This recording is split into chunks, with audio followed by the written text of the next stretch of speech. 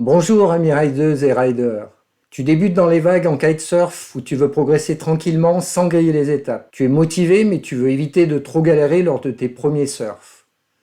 Tu veux éviter ce type de chute qui peut te faire peur, ou encore celle-là où tu ne comprends pas ce qui s'est passé, ou enfin tu n'as pas envie de te retrouver en difficulté pour faire redécoller ton aile dans les vagues. Tu veux plutôt réussir tes premiers surfs en kite de manière fluide et en contrôlant à peu près la situation. Je te donne dans cette vidéo 10 conseils clés pour mettre toutes les chances de ton côté pour surfer tes premières vagues en sécurité et te faire plaisir. Allez, c'est parti!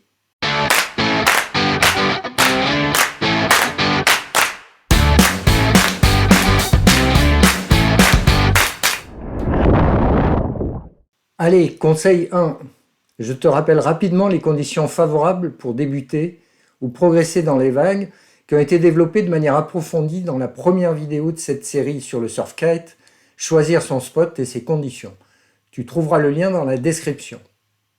Un vent entre 15 à 25 nœuds avec une orientation side ou side-on, des vagues de 40 à 70 cm peu puissantes. Si tu as trop de puissance à gérer en l'air avec ton aile, tu auras des difficultés à rester sur la vague et à sentir que c'est la vague qui va te porter et donc que tu surfes réellement.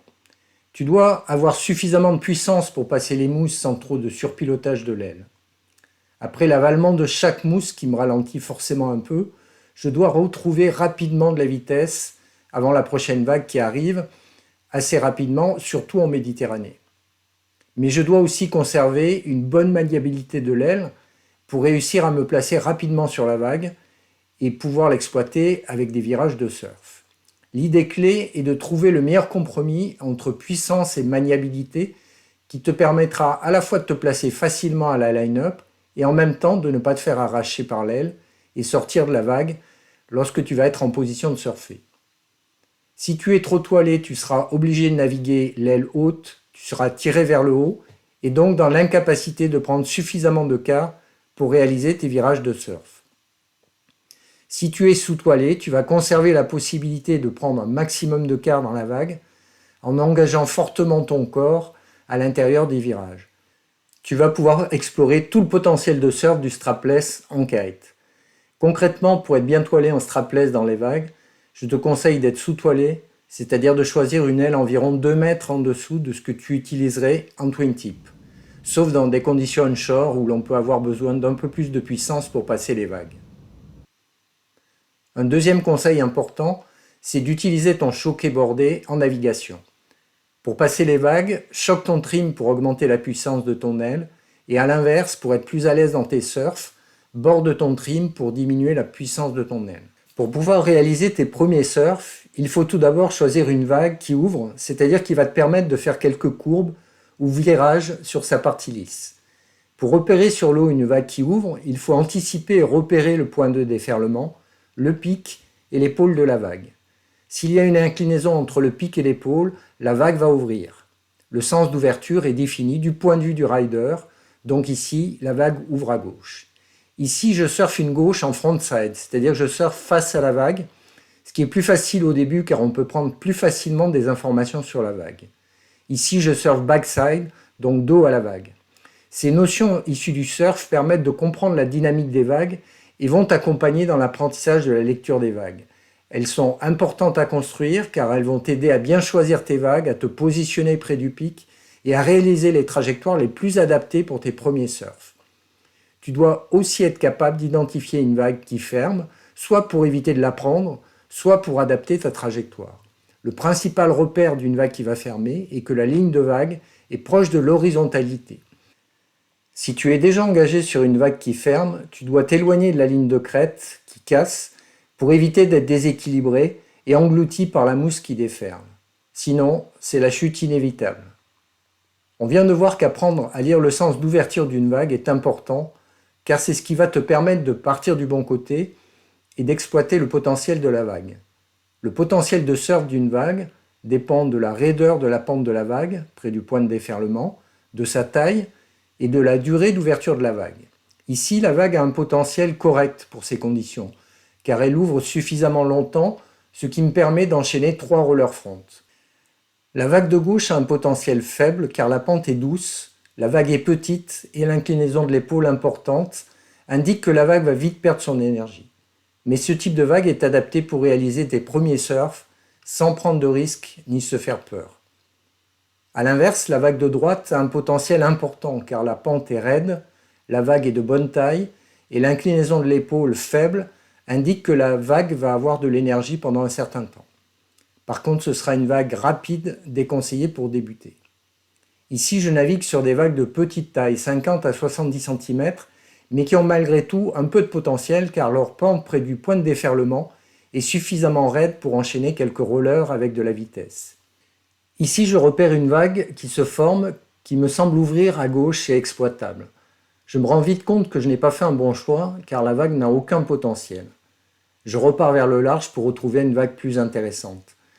Sur le retour, je m'engage dans un bottom turn quand je repère une vague qui ouvre avec un peu plus de pente qui va me permettre de réaliser 2 petits virages. Une vague peut ouvrir des 2 côtés, à droite et à gauche. Tu peux donc être amené à choisir de partir d'un côté ou de l'autre.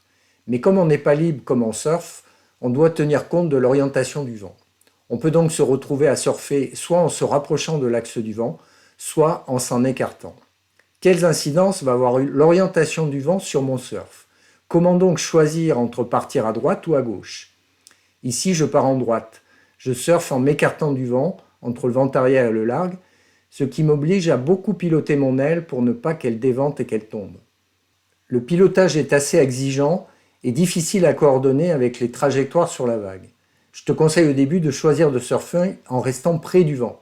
Ici, je pars en gauche en étant au vent de travers ou au près. L'aile est stable, le pilotage est limité car j'ai toujours de la traction dans l'aile.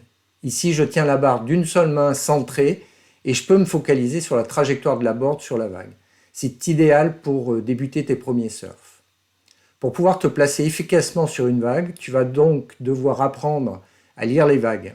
Je te conseille de regarder la vidéo que j'ai faite « Être au bon endroit au bon moment » qui explique et illustre en subsurf toutes ces notions essentielles à s'approprier si tu veux progresser rapidement dans la lecture des vagues.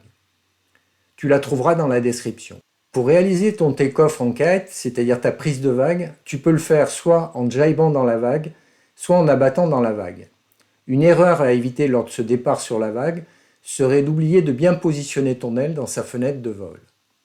N'engage pas de changement de direction de ta board dans une vague sans avoir commencé un déplacement de ton aile dans la fenêtre opposée. La clé de la réussite est de toujours synchroniser le déplacement de l'aile dans la fenêtre de vol avec tes changements de trajectoire sur la vague. L'amplitude à donner à ces déplacements d'aile dépendra de la manière dont tu es étoilé, mais également des conditions de navigation, side, side-on. Je te montre ici comment synchroniser tes actions sur l'aile et sur ta board pour enchaîner les courbes sur la vague. Une traction forte et rapide sur la barre uniquement avec la main arrière pour enclencher la rotation de l'aile dans la fenêtre opposée alors que la board continue dans la même direction. Un appui avec la jambe arrière rentrée et semi-fléchie pour réaliser une prise de quart importante pour faire tourner ta board tout en contrôlant du regard que la rotation de l'aile est bien engagée. Le même enchaînement d'actions est réalisé pour faire le prochain virage dans l'autre sens. Une traction main arrière pour enclencher la rotation de l'aile avant de faire tourner la board. Un appui sur les talons, surtout avec le pied arrière, pour faire tourner la board. Pour réussir ces différents virages dans la vague, tu dois savoir où est positionnée ton aile dans sa fenêtre de vol et où se situe ta board par rapport au pic de la vague. Lors de tes surfs, tu dois sentir que c'est la vague qui te procure de la vitesse. C'est une sensation grisante que tu vas rechercher, mais attention, cela peut vite se transformer en galère si tu te laisses trop porter par la vitesse de la vague sans être suffisamment à l'écoute de ton aile. Une vague a sa propre vitesse qui peut vite dépasser la vitesse de l'aile, notamment en conditions onshore, et donc la faire déventer, décrocher et tomber. Lorsque tu surfes une vague, tu dois toujours sentir une légère traction de l'aile dans la barre. Si ce n'est plus le cas, tu n'auras qu'une demi-seconde pour éviter la chute de l'aile, soit en crantant avec ta board dans la vague pour remonter au vent et retendre tes lignes de l'aile, soit en engageant un kite loop de l'aile qui te permettra de raccrocher les filets d'air et retrouver une légère traction dans la barre. Pour bien comprendre pourquoi ton aile risque de déventer sur une vague et ce que tu peux faire, je te décris ce qui se passe lors d'un surf en condition side-on.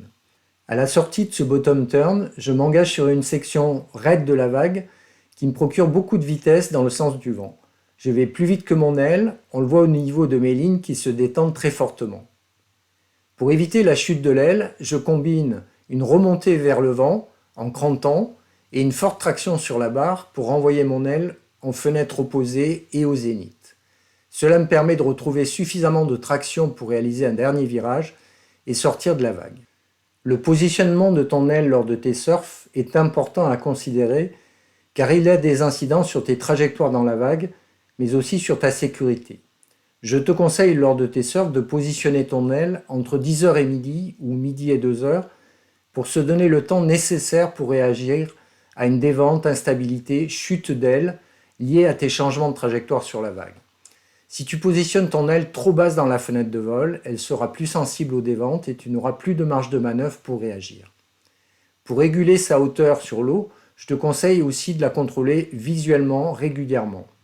Ici, je me fais prendre par la vitesse de la vague sans avoir eu le temps d'engager un kite loop de l'aile. Mes lignes se détendent complètement et je chute, mais comme l'aile est assez haute sur l'eau, j'ai le temps d'éviter qu'elle décroche et tombe.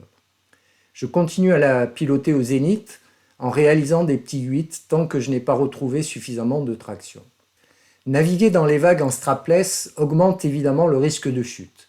Les chutes font partie intégrante de l'apprentissage et sont indispensables pour progresser. Mais il faut essayer qu'elles ne transforment pas ta session en plan galère ou qu'elles te mettent en danger. En cas de chute dans la vague, je te conseille de mettre ton aile au zénith, de l'aborder immédiatement avec tes mains bien centrées au milieu de la barre pour éviter tout départ en kite loop, de la contrôler visuellement au-dessus de ta tête. Cela t'évitera une chute de l'aile dans les vagues qui est plus compliquée à gérer que sur eau plate. L'aile peut être vite retournée par les vagues, rendant le décollage difficile, voire impossible.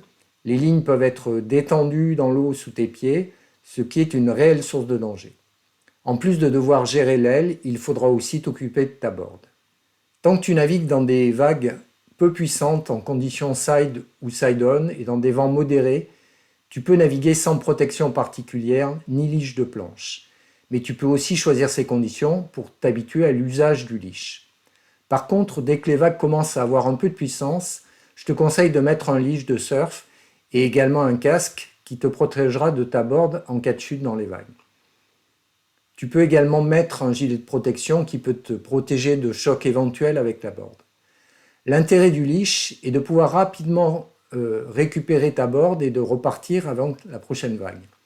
Il est aussi utile si tu navigues sur un spot avec beaucoup de monde ou avec une jetée ou des rochers qui peuvent constituer un risque pour ta board. En résumé, pour réussir tes premiers surfs, tu dois apprendre à lire une vague pour bien te positionner, apprendre à placer et piloter ton aile pour te permettre de surfer en sécurité, apprendre à synchroniser les actions sur ton aile et sur ta board pour réussir tes virages dans la vague. Tu dois aussi respecter quelques règles de sécurité essentielles pour t'éviter de trop galérer dans les vagues. Je t'invite à me laisser tes commentaires, à me poser des questions et à t'abonner si ce n'est pas encore fait pour être informé de la prochaine vidéo, réaliser des virages de surf serrés. À bientôt!